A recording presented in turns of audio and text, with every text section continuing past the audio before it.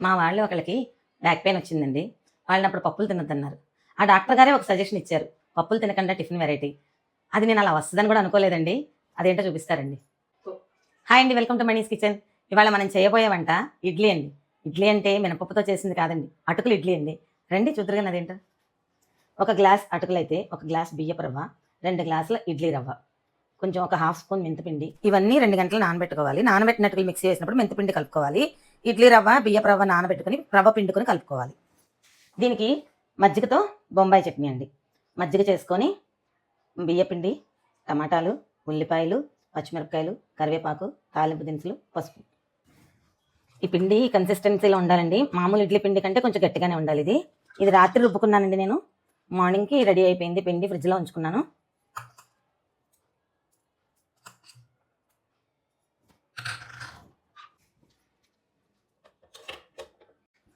ఈ ఇడ్లీ కొంచెం వేడెక్కేదాకా పెద్ద మంట ఉంచుకొని తర్వాత వెంటనే తగ్గించేసుకుంటే 15 మినిట్స్ ఉడుకుతుందండి. బాగా ఉడుకుతుంది.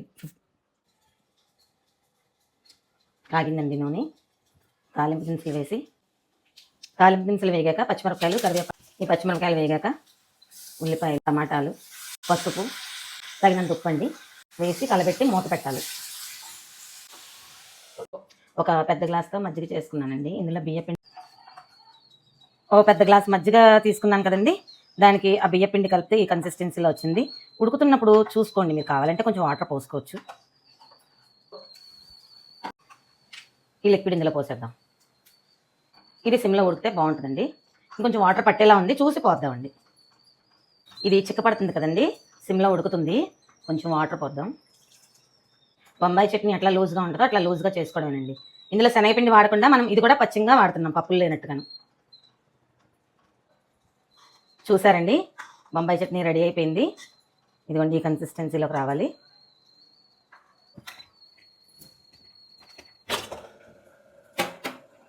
చూడండి, ఇలా ఏళ్ళకి అంటుకోవట్లేదు కదా. ఇడ్లీ ఉడికినాయండి. ఇది ఒక 10 మినిట్స్ ఆగి తీసుకోవాలండి. ఇడ్లీ చేతికి అంటుకోకుండా ఉన్నాయండి. ఇప్పుడు తీయచ్చు. చూసారా ఎంత నీట్గా వస్తున్నాయి ఇడ్లీలు. నిజంగా నేను కూడా అప్పుడు నమ్మలేదండి.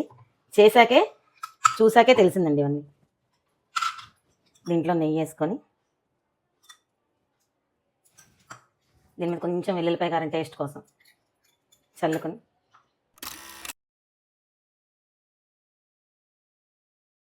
చూసారండి అటుకులు ఇడ్లీ రెడీ అయిపోయింది. ఎంత మృదువుగా ఉన్నాయి, మెత్తగా ఉన్నాయి. ఇది దంపుడు అటుకులతో చేసామండి.